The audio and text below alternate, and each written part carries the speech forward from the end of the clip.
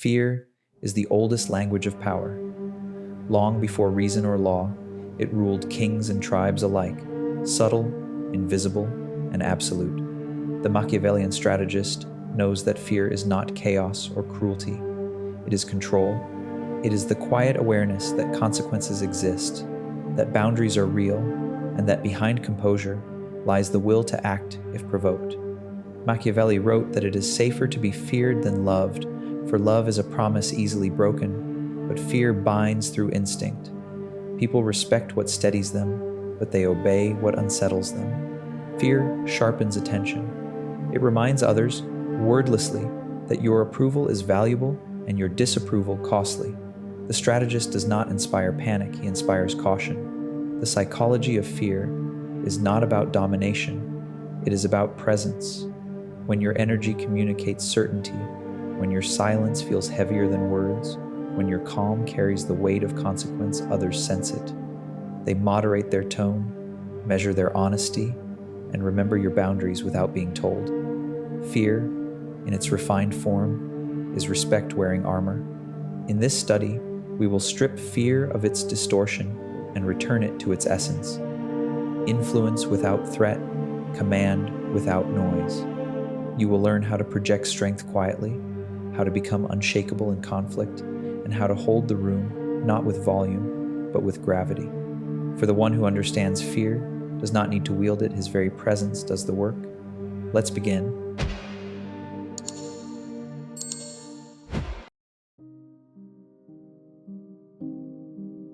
Fear is not an emotion to be avoided, it is an element to be mastered.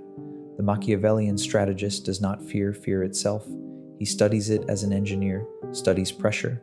He knows that every human mind, no matter how proud or civilized, moves according to one rule.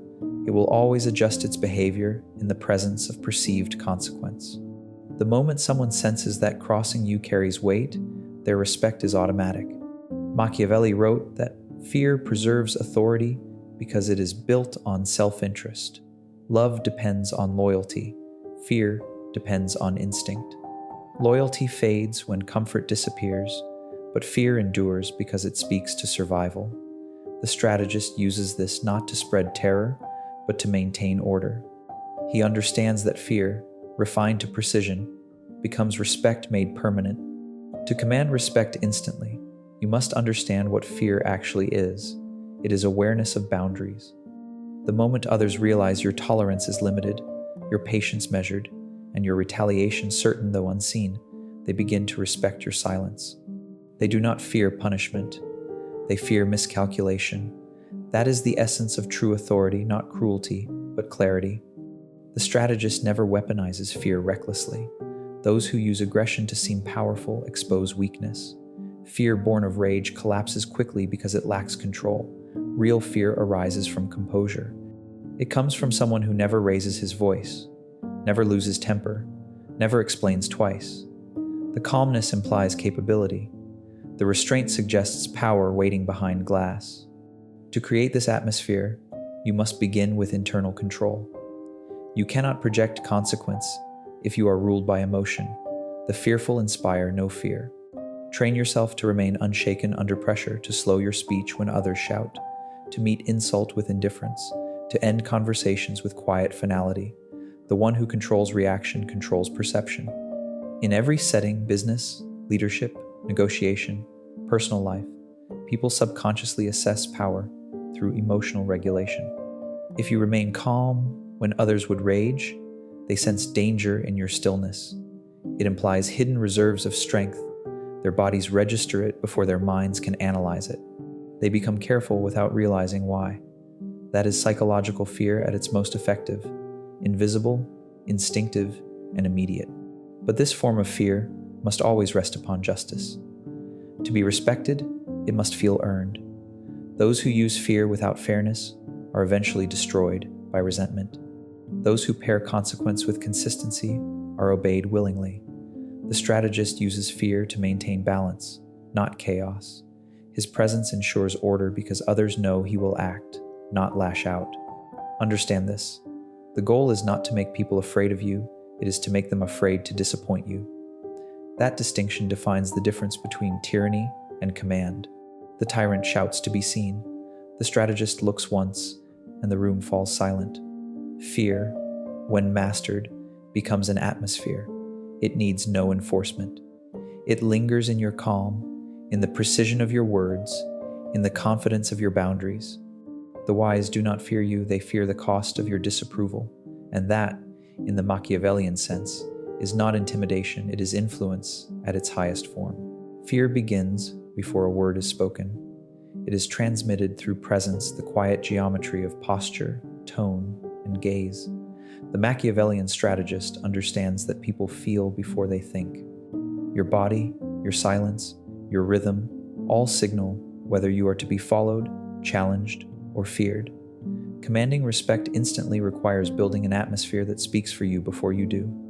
Machiavelli wrote that a prince must appear composed, decisive, and formidable, for perception alone often prevents rebellion.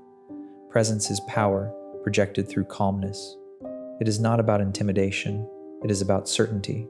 Those who move without hesitation, who speak with precision, who hold space with stillness, radiate control. People instinctively defer to that equilibrium because it contrasts their own instability. Presence begins with posture. The strategist occupies space deliberately, neither shrinking nor inflating. His movements are slow, measured, efficient. He never gestures wildly or fidgets, for such behavior betrays anxiety. His stillness tells others that he is centered within himself and requires nothing from them. The more composed you appear, the more people assume you hold authority. The next layer is eye contact. The gaze of command is never aggressive, it is unwavering. You do not stare to dominate, but to observe without apology. When you look at someone calmly and without distraction, you force them to confront their own unease. They begin to self-correct. Fear is not in the eyes themselves, it is in the reflection they create. Voice follows. The strategist speaks slowly, with pauses that demand patience. He uses silence as punctuation. His tone is low, unhurried, and deliberate. Those who rush sound uncertain. Those who pause seem certain enough to wait. A quiet voice draws people closer. A calm tone unsettles the impulsive because it implies preparation behind every word. But presence is not performance, it must be rooted in self-possession. You cannot fake calm indefinitely. The strategist cultivates inner order through discipline, solitude, reflection, and deliberate living. Every act of self-mastery adds weight to presence. Without that foundation, posture becomes posing and tone becomes imitation. Fear built on pretense collapses under scrutiny. Understand this: people sense your relationship with yourself before they form any opinion about you. If you are self-assured, they feel steadiness. If you are needy, they feel permission. Presence is not what you project, it is what you contain. The less you leak insecurity, the stronger your aura becomes. The strategist also controls energy through pacing. He does not rush to fill silence or chase attention. He allows stillness to linger. The longer he remains unreactive, the more others interpret meaning into his quiet. They mistake it for mystery, but it is simply patience. Patience, when visible, resembles danger. Presence creates hierarchy without announcement. Those who sense it adjust their tone, slow their speech, straighten unconsciously. They seek your approval before realizing they are doing so. You have not demanded authority, you have evoked it. When you master this architecture posture, gaze, voice, stillness, and self-control, you no longer need to assert dominance. Your presence becomes command. People begin to feel the weight of your attention and the risk of losing it. And that awareness, the fear of disappointing someone whose respect carries value, is the foundation of lasting respect. Fear without respect breeds rebellion. Respect without fear invites disobedience. The Machiavellian strategist walks the razor's edge between the two, mastering balance so that neither love nor terror alone governs those around him. True command exists in the tension where admiration is infused with caution and loyalty is reinforced by consequence. Machiavelli wrote that a ruler must be feared enough to prevent betrayal, yet not so feared that he becomes hated. The strategist applies this principle to every domain of life. Whether in leadership, negotiation, or personal influence, his goal is equilibrium. People must feel secure in your fairness, but uncertain of your forgiveness. They must believe your discipline is consistent, but your retribution unpredictable. This is the subtle alchemy of controlled fear. Fear, when refined, is simply the awareness of boundary. Respect is the recognition of worth. Combined, they form authority that commands without force. When others fear your boundaries yet respect your integrity, they police themselves in your presence. They do not need reminders or threats. They anticipate your expectations and adjust before you speak. To achieve this balance, you must first establish consistency. The strategist enforces his standards with precision. Promises are kept, warnings are carried out. Nothing destroys authority faster than empty consequence. People watch not your words, but your patterns. If they learn that you always mean what you say, they begin to control themselves. They fear not your anger, but your reliability. Yet balance requires restraint. Power that overreaches destroys itself. You must let others breathe under your command. Give them space to thrive, so that your influence feels like structure, not suffocation. The strategist rewards discipline as deliberately as he enforces correction. His fairness makes his firmness bearable. His calmness makes his authority inescapable. Psychologically, humans crave two things from leadership: certainty and safety. Fear provides certainty, it defines limits. Respect provides safety, it confirms worth. When both are present, people follow instinctively. The strategist creates this duality through composure. He never rules through outbursts or panic. He rules through equilibrium. Even his anger feels deliberate. Even his praise feels earned. Never confuse cruelty with strength. Cruelty is the weapon of the insecure, in the desperate attempt to imitate fear's power through violence or humiliation. It breeds resentment, not respect. The strategist uses fear as structure, not spectacle. His boundaries are invisible walls that others sense instinctively. His calmness is his warning, his silence his signal. Machiavelli would advise, "Let your mercy be remembered, but your firmness never forgotten. The crowd must trust your judgment, not your affection. You cannot control who loves you, but you can control who dares to cross you.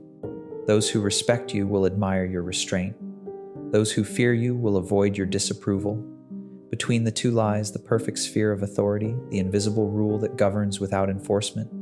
When you master this balance, you stop needing to prove strength. Your very presence dictates behavior. People do not fear punishment, they fear losing their place in your regard. And that form of fear, the one rooted in respect, not pain, is the most enduring power of all. No one fears the angry man. They pity him. Anger is not power, it is exposure. The Machiavellian strategist understands that emotional control is the foundation of authority. It is what separates the ruler from the ruled, the calm from the chaotic. The man who governs his emotions governs perception. The man who loses them becomes an instrument of others' manipulation. Machiavelli wrote that fortune favors the composed, for storms of emotion destroy more empires than armies ever could. Every outburst, every flinch, every visible reaction tells the world how to reach you. The strategist's calm, by contrast, tells the world nothing. It makes people cautious. They cannot predict your feelings, so they move carefully, speak carefully, think carefully. They fear what they cannot read. Emotional control begins in awareness. The strategist never denies emotion. He studies it. When anger rises, he observes its source. When fear whispers, he measures its cause. When ego stirs, he isolates it from decision. By separating emotion from action, he preserves authority. Others act from impulse. He acts from intention. His stillness is not emptiness, it is command. In any interaction, the person who remains calm holds the power. Calmness slows time. It creates the illusion that you are always one step ahead, even when you are not. Your tone becomes the tempo of the exchange. If you remain steady, others must match you or lose control. This is how emotional mastery transforms into silent domination. But emotional control is not suppression, it is redirection. The strategist channels feeling into timing, patience, and clarity. Anger becomes precision, fear becomes caution, pride becomes composure. When emotion fuels awareness instead of reaction, it ceases to weaken you. It sharpens you. Observe how people test boundaries. They provoke to measure your temper, flatter to gauge your vanity, guilt to test your conscience. The one who reacts loses ground. The one who does not gives nothing away. Each restraint builds a wall around your authority. Those who attempt to manipulate you eventually exhaust themselves and adjust their tone. Their respect grows not from affection, but from futility. This discipline must extend even in conflict. When others rage, remain still. When they demand answers, speak less. When they accuse, ask for proof. The less you react, the more they unravel. People fear those whose calmness cannot be broken because they recognize in that calm a kind of superiority, a psychological height they cannot reach. To master fear, you must become its mirror. Let others lose control around you. Let their emotions reveal their plans. You, meanwhile, remain motionless. Emotionally, physically, rhetorically, that stillness will unsettle them more than any threat. Over time, your composure becomes your reputation. People begin to describe you with quiet reverence. He doesn't get angry. He doesn't panic. He doesn't flinch. What they truly mean is he cannot be controlled. And that, in any age, is the highest form of fear and the purest foundation of respect. Fear, at its core, is never about you, it is about what you can do. The Machiavellian strategist understands that respect is sustained not by personality, but by consequence. People fear not your presence, but the potential outcome of disappointing you, opposing you, or deceiving you. The greatest leaders, from generals to negotiators to quiet masters of influence, all share this secret.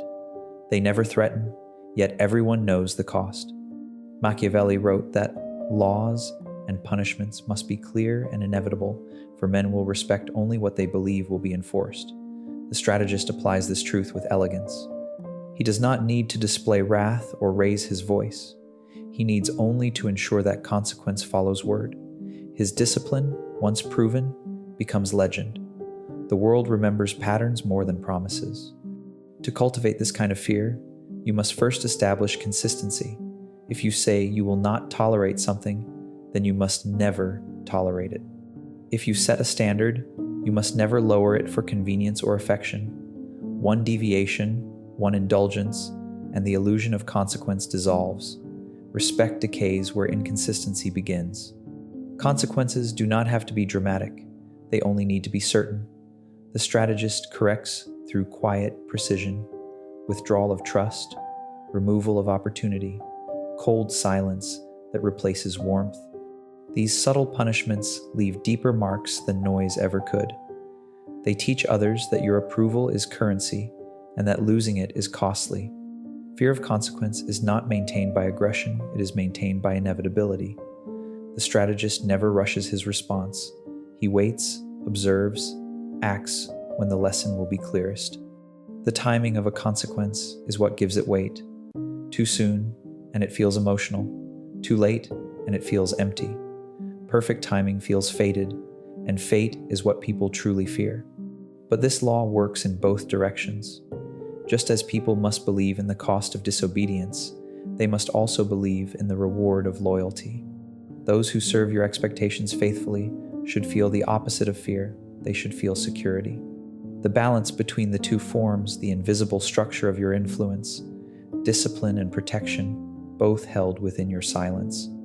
When others begin to adjust their actions, even in your absence, you have achieved mastery of this principle. They no longer behave because of what you might do, they behave because of what you represent. Your name itself becomes a boundary, your approval a form of permission. That is when fear evolves into reverence. Machiavelli understood that love makes men careless, but fear makes them precise. The strategist uses this not to dominate, but to refine. Fear of consequence turns chaos into order, emotion into attention, noise into obedience. It is not cruelty, it is structure. When your standards are clear and your response is measured, people begin to police themselves. They will think twice before testing you, hesitate before deceiving you, and adjust their tone before addressing you. You will have to do nothing. The possibility of consequence will do everything. And that, ultimately, is command. Not the act of punishment, but the quiet knowledge shared by everyone that you could. Fear without control is brutality. Control without power is fragility. The Machiavellian strategist fuses the two, an iron will wrapped in composure. The calm edge of power is not seen, it is felt. It is the tension that enters a room when you arrive, the silence that falls when you speak, the unease that follows when you say nothing. It is not the fear of violence, but of disappointment, exclusion, or awakening a mind far more disciplined than one's own. Machiavelli wrote that a ruler must seem both merciful and dangerous. Mercy wins hearts, danger keeps them loyal. The strategist embodies both through stillness. His restraint suggests hidden strength. His patience suggests capability. His quiet suggests judgment. The calm edge of power comes from this paradox. Your serenity signals your ability to destroy without ever needing to. The calm man is the most feared because he cannot be provoked. The louder others grow, the quieter he becomes. He studies their emotion like an artist studies color, observing tone, rhythm, and weakness. His calm is not peace. It is dominance disguised as composure. People sense it and subconsciously submit. This aura is built on consistency. Every time you refuse to react, you sharpen your edge. Every time you answer insult with silence, you remind others that you cannot be pulled into chaos. When you move with deliberation. When you speak, every word feels measured. The calm edge is psychological. It convinces others that you see more, feel less, and act only with precision. That perception alone commands restraint. But this edge must be genuine. If your calm is an act, it will crumble under pressure. The strategist cultivates inner stillness through discipline, solitude, repetition, preparation. He is calm not because he hides fear, but because he has faced it. His silence is not avoidance, it is readiness. The confidence of someone who has already imagined every outcome and accepted each one. Fear drawn from calmness is sustainable because it does not corrode those who feel it. People do not resent the calm leader, they rely on him. His presence brings order. His emotionless fairness feels like safety. They may never love him, but they respect him deeply because his steadiness gives them direction. In daily life, the calm edge of power means you are never in a hurry to prove yourself. You never explain impulsively, never compete for recognition. Your confidence is implied, not advertised. The more relaxed you appear in conflict, the more others tense in your presence. They begin to measure themselves against your self-possession and always come up short. Understand this. Fear is not about threat. It is about contrast. When your calm stands beside their volatility, they feel exposed. When your stillness endures their aggression, they feel small. The strategist wins not by outshouting others, but by making their noise irrelevant. The calm edge of power is not a weapon, it is a shield that reflects others' weakness back at them. Those who carry it rarely fight because they never need to. Others simply choose not to test them. And in that quiet avoidance lies the purest form of victory, dominance maintained through composure alone. Every man of power casts a shadow. It is the unspoken awareness of what would happen if his patience ended, if his restraint broke, if his silence turned to action. The Machiavellian strategist understands that this shadow, the aura of potential consequence, is what sustains respect long after words or presence fade. You do not need to threaten. The possibility of your retaliation lives silently in the minds of others. Machiavelli wrote that a wise ruler allows himself to be both loved and feared, but must ensure that fear is always closer at hand. The reason is psychological.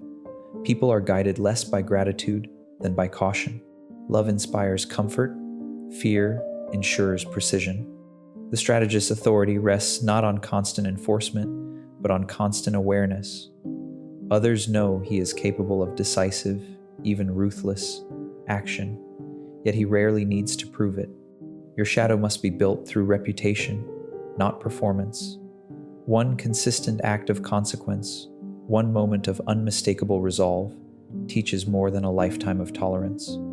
Once people witness that you follow through, that you will end alliances when crossed, expose deceit without emotion, or remove yourself from those who waste your time, they never forget. They fear the return of that cold certainty. But your shadow must never overtake your light. If people see only your severity, they will resist. Let them also feel your stability, your sense of order. The strategist maintains a duality, approachable in peace, formidable in conflict. Those who admire your fairness will respect you. Those who test your limits will fear you. Both responses serve the same purpose: control. The shadow of authority does not require cruelty. In fact, cruelty weakens it. True fear does not come from pain, it comes from imagination. When you leave outcomes unspoken, others fill the silence with their own projections. Their minds create punishments more powerful than anything you could express. That is the perfection of control. You let their fear work for you. Maintain mystery about the extent of your influence. Never reveal how far you can reach, how much you know, or how quickly you can act. Let uncertainty be your guard. The strategist allows others to wonder whether he holds more cards than he shows. They begin to assume he does, and that assumption alone preserves distance. As your shadow grows, it becomes reputation. Rooms quiet when your name is mentioned. Even in your absence, people moderate their tone. They think twice before invoking your attention, not because you rule them, but because they respect the weight of your reaction. The less you intervene, the more powerful your silence becomes. Every great leader, every enduring presence, understands this final truth. Authority is not a weapon you swing, but a shadow you cast. It follows you, invisible yet undeniable, reminding others that your calm is not emptiness, it is a warning. Those who master this remain unchallenged, not through force, but through perception. The crowd cannot explain their unease, but they feel it. They sense that some boundaries should not be tested, some patience should not be mistaken for weakness, and in that hesitation lies your power. Power does not shout, it whispers. The moment you learn to project calm, consequence, and composure, fear begins to serve you rather than control you. Respect follows naturally, not from force, but from the quiet recognition that you will never need to prove strength, you already are it. Stand firm, speak less, and let your silence carry the weight of your authority. Subscribe and return for the next lesson, where we continue decoding Machiavelli's laws of human nature, transforming ancient strategy into modern power.